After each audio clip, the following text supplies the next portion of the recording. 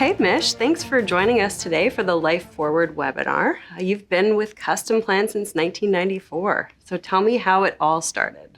Okay, well, Kara, thanks, especially for using the year, because, that's aged me that much more.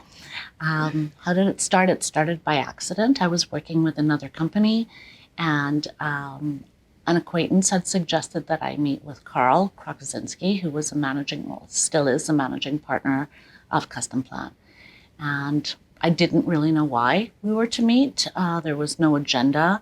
There was nothing there. And it was supposed to be a brief half-hour meeting. And that half-hour meeting literally turned into 4 hours. And by the time I was leaving his office, I had told him that I needed to be his disability insurance specialist. And he bought into it. So he suggested that for his consideration, I put together a business plan. I actually put together, now we can use the year because it'll give it more context. I put together a PowerPoint, which really wasn't a thing then, and did a hard copy business plan together with this PowerPoint and had it to him.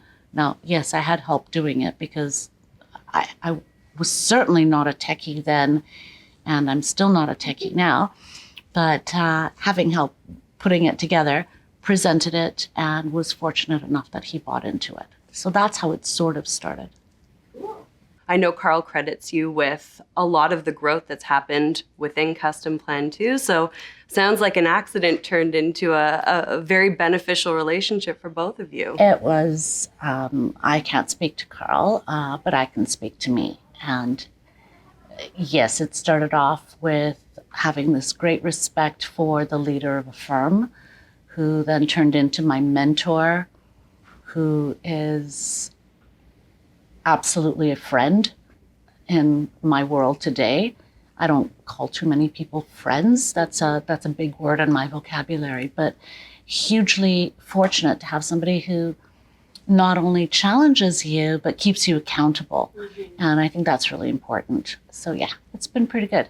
In your time in the industry, I would imagine that you've seen a lot of changes taking place and sort of the path of the industry changing as a whole as well. Do you think that that would have changed anything on you getting into the industry when you did, knowing the route that it's taken? No, I don't think so. I think when I came into this profession all those years ago, I came into it by accident. I didn't really feel that it was somewhere where I would probably stay a long time. I wasn't a huge believer in life insurance. I was really, really young at the time, and well, I still feel I wear a Superman cape, but all those years ago, I felt pretty invincible. Disability insurance made sense, but life insurance didn't.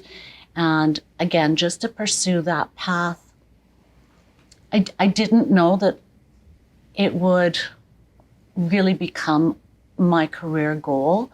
And I had to change and shift and modify and create a different path altogether. And from that point till now, it's encompassed so many other things. It's encompassed language skills that I'm lucky enough to have and have had for many years.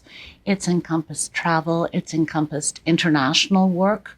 So creating your own path means changing the dynamic of where you want to go and using the knowledge that you have formulated throughout the years so that it works for you.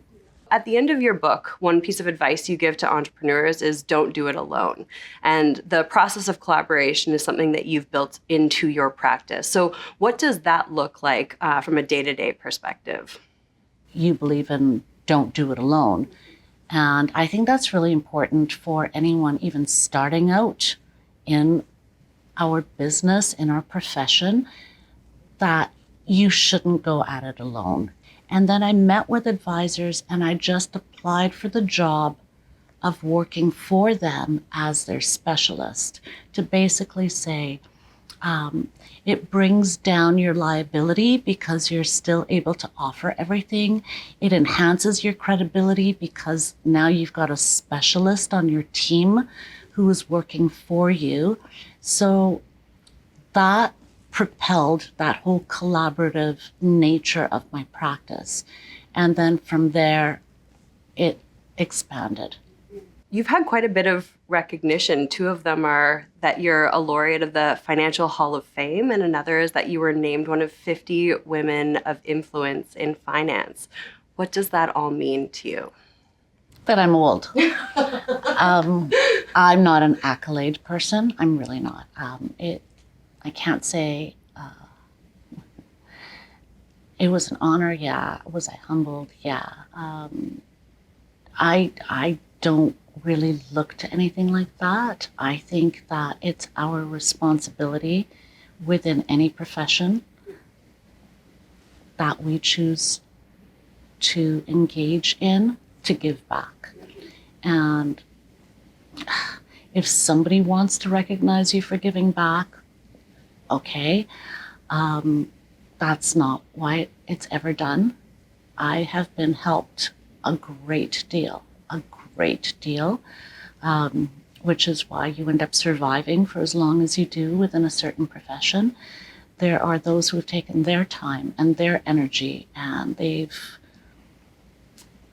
been accessible, and they've been willing to train and dedicate their own time to helping somebody else. That's what we should all be doing. It's paying it forward. Recognition, I don't think anything should be done for recognition. Being a woman in finance since 1994, what's that been like? How has that path changed over the last 30-something years? There are certain countries where women flourish within our profession. That wasn't the same here in Canada. So way back when and far away, when I started in the 90s, it was very much a male-dominant industry. So am I going to say, ooh, ah, yeah, it was great because I was one of the few women who were coming into the side of the profession? No, it was awful, and it was challenging, and it was a very male-dominant industry and profession, and many, whether there were clients or other advisors or even home office individuals, didn't take you that seriously. But that's a great challenge because that pushes you to study, and it pushes you to learn. It pushes you to differentiate yourself, because if you're going to survive, you have to survive building a really solid reputation for yourself and giving people a reason to pay attention to you as a professional entity. So it pushes you to study, and it pushes you to learn, and it pushes you to be that much better personally. And I think once you start doing that, by default, you get a bit more confident in what you're doing, and people take you a bit more seriously because you somewhat know what you're doing. Yeah. So when it comes to advice and mentorship, you've mentioned that a few times so far today. What's one piece of advice that you would give to people who are starting out today? Don't do it alone. Mm-hmm. Get a mentor who's going to keep you challenged, let me go back. Getting a mentor doesn't just mean having somebody tell you what to do. It's just as much your responsibility as a mentee as it is theirs as a mentor. So you need to keep one another accountable.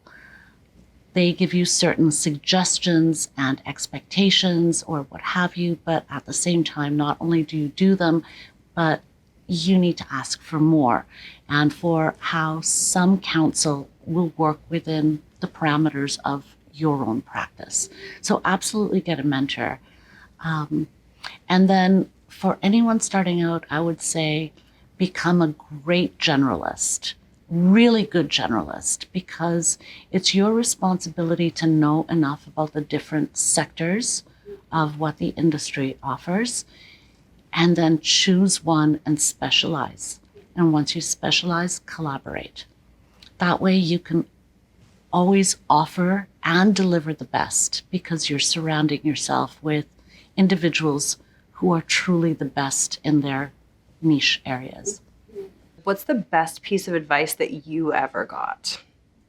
Never compromise morals and values. Never put your reputation on the line for the wrong reasons. Always put the client's best interest first. What were some of the advantages that you found of being a woman in finance? There are a lot of medical questions. And I think it's easier for a female to ask a lot of those questions and to actually receive the answers. As weird or strange as they may be, we kind of don't do a ew and cringe. We may do it internally, but we don't show it as often as maybe a man would, or even asking female questions. We are far more comfortable in doing that. So asking some difficult questions, I believe, I may be wrong, I may be very biased, but I think it's easier for female to do that. I think it's also easier to show compassion and to show empathy. Men, maybe not as much in today's society as they used to be, but they always had to be stoic. And they, way back when, were not allowed to show emotion. It wasn't regarded as well. So I think it was easier to ask and to speak more comfortably, allowing somebody to kind of go and feel comfortable within their situation. You've got a very busy life. There's lots on the go. What helps you recharge? Recharge is having a really, really, really great team at work with whom I can discharge. Many of us have worked within Custom Plan, if I can actually name my company, for a very long time together. And there's a core group who are more than associates. They're almost like family. And if you can literally discharge what's bothered you during the day or frustrated you or the challenges that you're having and know that it's a safe conversation, it will not be misconstrued, it's not going outside, and someone can give you a different perspective, that's a huge recharge. That's a huge day-to-day recharge. Thank you so much for agreeing to do this. It was my pleasure. Thank you for having me.